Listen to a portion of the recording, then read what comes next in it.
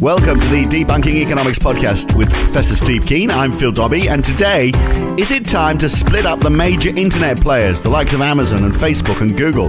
Have they just got too big for their boots, and are they distorting the market? If so, why aren't we treating them like any other monopoly? That's today on the Debunking Economics podcast. Now, on my weekly radio show here in London recently, I spoke to Jonathan Taplin, who's a Hollywood movie producer, who was behind the movies Mean Streets and To Die For, amongst others, and he's also been a music producer who worked with Bob Dylan and the band many years ago. And last year, he wrote a book, Move Fast and Break Things, How Google, Facebook and Amazon cornered culture and undermined democracy, in which he expressed concern about the role that these big companies are having on society and how they're basically taking over and absorbing other companies. So in other words, if Facebook had to compete with Instagram and WhatsApp, and they were actual competitors and still, instead of all being owned by Facebook, then one of them might offer you a service that wasn't so intrusive, that wasn't built on the idea of surveillance as the core part of their business. And that would be a differentiator. And maybe you'd say, well, I'd rather have that service that didn't require me to tell them what my religious or political affiliation was and spy on me and know exactly every piece of music or what team I follow. And, you know, I mean, that's just pernicious. And that is, of course, just part of the whole thing that the internet has done for us. For example, what has the internet done for us? Well, it's decreased revenues in a lot of industries like the media and movies and music. It's closed down retailers. It's having a good job at trying to close down newspapers as well. It's polarizing opinion because we're basically getting feedback that is exactly the same as our own when we look at our Facebook feeds. It's created a culture of instant gratification rather than consideration and introspection. Like, for example, those days when we used to have to go out and buy music, for example, rather than just getting it straight away. It's reduced the number of people with jobs, so there's no wage pressures, it seems, and it's possibly reducing our living standards as a result of that, and it's added to the rich-poor gap. Apart from that, how do you think it's working out for us? That's like an introduction to the what have the Romans done for us? Exactly. But I mean, it is. There's a lot of bad news there, isn't there? And it's pretty hard to argue that, you know, those factors are not being driven by the influence of online. Yeah, I mean, certainly what the online thing has done is enable the major reason why monopolies develop is economies of scale.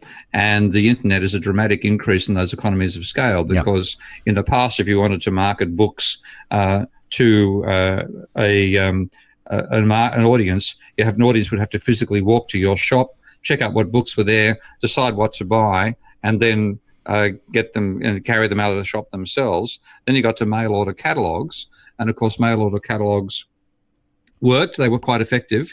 That increased the marketing range substantially. So major book chains could come out of that because they would be the ones who'd have a wider range of books in their catalogue than the local corner shop would have. What you have evolving out of that is like an internal command economy inside a market economy. Because now when I'm afraid I just automatically go to Amazon to look for most things I want to buy. Yes, so do I. And it has convenience, you know, because you don't have to go and struggle against shoppers. But, if this figure is right, and I think it is, but it's scary, it's forecast it's going to have 50% of the, and I think this might just be in the United States, the retail market gross merchandise volume. So, half of everything sold basically by 2020. Which is not particularly far away. No, half of everything sold will be through Amazon. All those other online stores, all those other bricks and mortar stores, they're the other 50%. That's shocking, isn't it? And yet, why is that not a monopoly? Well, it is a monopoly, but in terms of distribution. But economics tends to argue that if you broke it down a competitive system rather than having a single monopoly, break it down competitively, you'd have more output at lower price. In fact, the reverse applies. When you have a large monolith like Amazon, so long as it's efficiently driven internally, and it's driven to frightening levels of efficiency really internally with the warehouses, automated warehouses, the very, very regimented command system for the workers in those factories and so on. You can see internal exposés of journalists who go and work there for a while and see what it's like to be in a, what do they call it, a fulfillment center, I think. And it's the opposite of fulfillment for the workers who work there, but it fulfills. Discovered there's actually people are getting paid even less than journalists. That's been the shocking news for a lot of them. I know, yeah.